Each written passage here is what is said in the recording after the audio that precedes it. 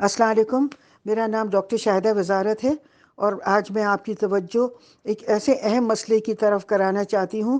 جو نہ صرف ہمارے مستقبل کو متاثر کرے گا مگر ہماری آئندہ آنے والی نسلوں کو بھی بہت بری طرح متاثر کرے گا. اور یہ مسئلہ یہ ہے کہ آپ دیکھیے کہ بالکل ایسا معلوم ہو رہا ہے کہ بڑی طاقتوں نے اور ہندوستان کے گٹھ جوڑ کے ساتھ انہوں نے ایک ایسا نظام بنانے جا رہے ہیں، نئے عالمی نظام، جس میں پاکستان بالکل ایک نان اینٹی ہوگا اور جس میں پاکستان بالکل ایک غریب، پسماندہ اور ٹوٹا پھوٹا ملک ہوگا، اور جبکہ ہندوستان ایک بہت امیر، ترقی یافتہ اور خوشحال ملک بنانے کی کوشش کی جا رہی ہے. اور آپ دیکھیے کہ یہ اس سے پتہ چلتا ہے کہ جو بھی اس قسم کے گیٹ ٹوگیدرس ہو رہے ہیں، جو بڑی مطلب ایسے مڈ انکم یا خوشحال ملک یا مڈ انکم گروپس، اس میں پاکستان کو بالکل مطلب پرے رکھا جاتا ہے. اور یہ اس سے پیغام دیا جا رہا ہے کہ آئندہ آنے والی جو وہ ہے آرڈر، اس میں پاکستان بالکل ایک نان اینٹی ہوگا، اس لیے اس کا کوئی دور دور ایسے گروپس میں اس کا تعلق نہیں ہوگا. یہ کس طرح کیا جا رہا ہے؟ یہ بہت زیادہ کوئی اتنا مشکل مسئلہ نہیں ہے سمجھنے کے لیے. یہ بڑی طاقتیں، امریکہ، برطانیہ تو ہمیشہ امریکہ کے ساتھ ہی ہوتا ہے، اور ہندوستان، یہ ان کا گٹھ جوڑ ہے. اور وہ پاکستان کو اس نہج پہ کس طرح لے جائیں گے؟ دو طریقوں سے. ایک تو پاکستان کو مستقل IMF کے پروگرامز میں نتھی رکھ کے، جس سے ہماری معیشت بہت بری طرح متاثر ہو رہی ہے، ہمارے مڈل کلاس ختم ہو رہا ہے، غربت بہت بڑھ رہی ہے، شرح نمود بہت کم ہو رہی ہے، اور جس سے ہم بہت تیزی سے ایک اکنامک میل ڈاؤن کی طرف جا رہے ہیں. اور دوسرا جو ایک اور چیز، پالیسیز جو اہم رول ادا کریں گی، وہ ہیں کہ پاکستان کو لڑوایا جائے گا افغانستان سے بھی اور ایران سے بھی، اور اس خطے کو بالکل ایک دنگل پھر بنایا جائے گا، بہت تھیٹر بنایا جائے گا. اور آپ دیکھیے کہ شروعات ہو گئی ہے، پاکستان اور افغانستان کے بھی مسئلوں کو دوبارہ وہ کر دیا گیا ہے گرم، اور اسی طرح ایران کو بھی شیعہ سنی کو وہ کر کے بنیاد بنا کے. تو اس لیے میں سمجھتی ہوں کہ یہ جنگ جو ہے یہ ایک بہت کلیدی رول ادا کرے گی اسٹریٹجک حوالے سے، اور دوسرے IMF کا جو پروگرامز ہیں، یہ ان دونوں کے بہت کلیدی رول ہوگا. اور اس کے ساتھ ساتھ پاکستان کو چین سے بھی دور کر دیا گیا ہے، اور کیا جائے گا، اور غلط فہمیاں پیدا کی جائیں گی پاکستان چین تعلقات میں. یہ تو صحیح ہے، مگر ہم ساتھ ساتھ حکومت کی جو ڈالر اور چینی اور گندم کی سمگلنگ روکنے کی کوششیں ہیں، میں ان کو سراہنا چاہتی ہوں، کیونکہ بالکل ابھی تک ایسا لگتا تھا کہ پاکستان میں حکومت نام کی کوئی چیز نہیں ہے.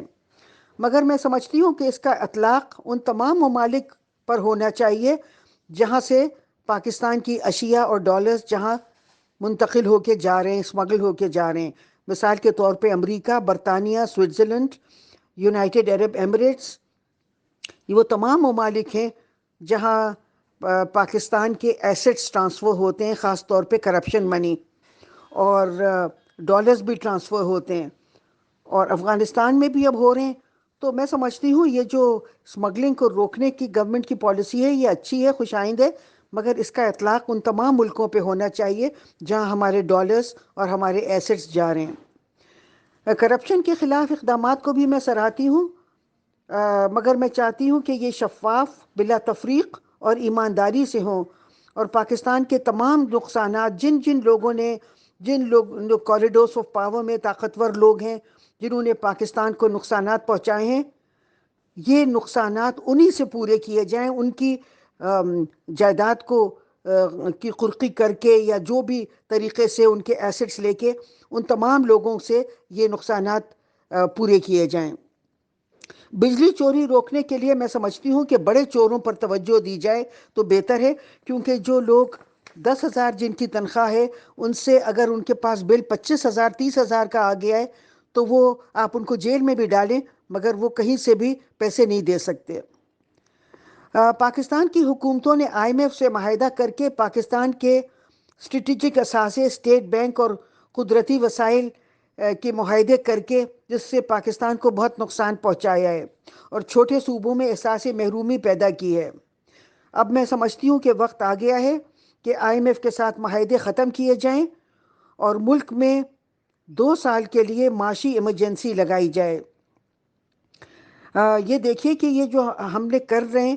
یہ اس ملک میں اتنی تباہی اور بربادی اس لیے آ رہی ہے کہ یہ ہم ایک سودی نظام کو لے کے اتنا زیادہ وہ کر رہے ہیں۔ اور آپ کو پتہ ہے کہ قرآن شریف میں یہ ہے کہ اگر ایک سودی نظام اللہ تعالیٰ سے جنگ کے مترادف ہے۔ اور آپ دیکھیے کہ کتنی ستم ظریفی ہے کہ اس وقت جب پاکستان کا سپہ سالار ایک پرہیزگار اور حافظ قرآن ہے، اس وقت پاکستان اللہ تعالیٰ سے جنگ میں بہت بڑے پیمانے پہ جنگ کر رہا ہے، کیونکہ ایک پروگرام ختم نہیں ہوتا کہ دوسرا پروگرام شروع ہو جاتا ہے۔ اس لیے میں چیف آف آرمی اسٹاف سے درخواست کرنا چاہوں گی کہ آپ یہ اس کو ختم کریں، IMF کے پروگرامز کو، اور اس سے زیادہ بہتر متبادل میں دے چکی ہوں آلریڈی، میری جو کتاب ہے آلٹرنیٹیو ٹو دی IMF میں۔ اور ہم کو چاہیے کہ فوراً اسٹیٹ بینک آف پاکستان کو IMF کی تحویل سے فوراً نکالا جائے، اور IPPs کے جو جیسے ہی ان کے IPPs کے مدت ختم ہو، ان کو دوبارہ فعال نہ کیا جائے، اور جو IPPs جتنا ان کو ریٹ آف ریٹرن حکومت پاکستان نے دیا تھا 17% شاید، تو وہ جو اس سے بہت زیادہ کم کر رہے ہیں، تو ان سب کو ایک بنیاد بنا کے، کیونکہ وہ اس سے بہت زیادہ لے رہے ہیں جو ان کو دیا گیا تھا، تو ان کو ان کے خلاف قانونی چارہ جوئی کی جائے، کیونکہ وہ ہم معاہدہ نہیں توڑ رہے ہیں، انہوں نے معاہدہ توڑا ہے، کیونکہ وہ پاکستان کے لوگوں کی لوٹ مار بہت بڑے پیمانے پہ کر رہے ہیں۔ اور تمام طویل المدتی معاہدے 3 سال یا زیادہ سے مدت کے، ان میں عوامی ادائیگیاں شامل، جن میں عوامی ادائیگیاں شامل ہیں، اور وینڈر کمپنی کو ادائیگیاں پاکستانی روپے میں کی جائیں۔ اور میں نے اپنی کتاب کا جو ذکر کیا ہے، اس میں میں نے ایک متبادل اسٹریٹجی اور ماڈل دیا ہے، جس سے شرح نمو کم نہیں ہوتی ہے بلکہ بڑھتی ہے، دولت کی تقسیم اور غربت بڑھنے کے بجائے کم ہوتی ہے۔ اور میری سمجھ میں نہیں آتا کہ جب ایک بہتر ماڈل موجود ہے جو ملک میں خوشحالی لا سکتا ہے، تو اس کو چھوڑ کر IMF کے ماڈل کو کیوں اپنا رہی ہے حکومت، اور ملک کو معاشی بحران اور عوام کو غربت میں کیوں دھکیلا جا رہا ہے۔ قدرتی وسائل کے معاہدے جو ہو رہے ہیں، اس میں میری آرمی چیف سے یہ درخواست ہے کہ ان میں خام مال کی برآمد سے اجتناب کیا جائے۔ خام مال کو مصنوعات میں تبدیل کر کے ہم وسائل کی بدبختی سے نکل سکتے ہیں، اور وسائل کی ہمارے لیے خوش بختی لے کے آ سکتا ہے، اور تفصیلات میری کتاب میں موجود ہیں۔ اور وہ تمام ادارے جو اسٹریٹجک نوعیت کے ہیں اور جو نقصان میں چل رہے ہیں، ان کی نیجکاری کی جا سکتی ہے، جو نان اسٹریٹجک ہیں اور جن میں جو نقصان میں چل رہے ہیں۔ جو اسٹریٹجک اور منافع بخش ادارے ہیں، ان کی نیجکاری کا تو سوال ہی نہیں ہے، اور اسٹریٹجک اور نقصان میں چلنے والے جو ادارے ہیں، ان کی بھی پرائیویٹائزیشن کے بجائے ان کی ری اسٹرکچرنگ کی جائے۔ یہ بھی تفصیلات میری کتاب میں موجود ہیں۔ پاکستان اسٹیل مل کی نیجکاری کی مد میں 2005 سے لے کے 2023 تک $15 ارب کا نقصان ہو چکا ہے، اور میں حکومت سے درخواست کرتی ہوں اور چیف آف آرمی اسٹاف سے کہ موجودہ کرپشن کے خلاف جو مہم ہے، اس میں اسٹیل مل کے نقصان کے ذمہ داران کا بھی تعین کیا جائے، اور ان کو سخت سزائیں دی جائیں، اور ان سے وہ پیسہ واپس نکالا جائے۔ حکومت پاکستان سستا ایرانی تیل کیوں نہیں خرید رہی؟ آپ دیکھیے کہ اگر ہم ایران سے تیل خریدیں تو ایران سے اسمگلنگ خود بخود ختم ہو جائے گی۔ میں نے اپنی کتاب میں ایران سے اور روس سے تیل اور گیس کی بھی تجویز دی ہے، مگر حکومت نے روس سے تیل ایک بالکل ایک ٹوکنزم کے طور پہ اس کو شروع کیا، اور اب اس کو نہیں بڑھایا، نہیں، بس ایک ٹوکنزم کر کے اس کو فیل کر کے اور وہ کر گئے۔ آپ دیکھیے، آپ اور ملکوں سے سیکھیے، ہندوستان کیسا ڈٹ گیا ہے اپنے مفادات کے لیے، اور ہم لوگ ہمیشہ ہندوستان کو ایک طرح سے لک ڈاؤن کرتے تھے، مگر آج ہمیں یہ ماننے پر ہم مجبور ہو گئے کہ ہندوستان کی حکومتیں ہندوستان کے مفادات کے لیے بہت سیسا پلائی دیوار کی طرح کھڑی ہو جاتی ہیں، اور اور اس طرح اگر ہم بھی پاکستان کے مفادات کو لے کے چلیں تو پاکستان کے بحران کو حل کیا جا سکتا ہے۔ مگر آپ دیکھیے کہ میں نے اپنی کتاب میں مشورہ بھی دیا تھا کہ ہم ایران سے اور روس سے اور ممالک سے تیل اور گیس بارٹر پہ بھی لے سکتے ہیں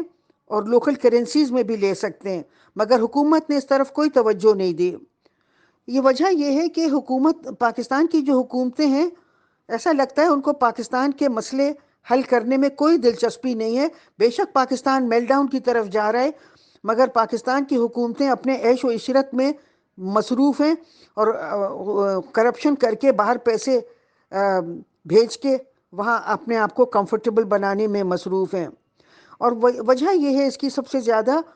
کہ ان کو بڑی طاقتیں لے کے آتی ہیں اقتدار میں، اور اس لیے وہ ان طاقتوں کو خوش رکھتے ہیں اور ان کی ڈکٹیشن پہ چلتے ہیں، اور ان کو پاکستان کے مسائل سے کوئی دلچسپی نہیں ہے، اور یہ حالات جب تک چلتے رہیں گے جب تک اس ملک کا یہ نظام رہے گا۔ اس لیے میری آرمی چیف سے درخواست ہے کہ پاکستان میں قابل، ایماندار اور محب وطن لوگوں کو، پاکستانیوں کو جو ڈول نیشنلز نہ ہوں، ان کو اقتدار میں لایا جائے تاکہ وہ پاکستان کے مفادات کا تحفظ کریں اور پاکستان کے مفادات کے لیے پالیسیاں بنائیں، اور نہ کہ ایسی پالیسیاں جو پاکستان کو ایک میل ڈاؤن کی طرف لے جا رہی ہیں اور پاکستان کو آئندہ آنے والے ورلڈ آرڈر میں ایسا لگتا ہے جیسے ہمارا خدا نخواستہ نام ہی نہیں ہوگا۔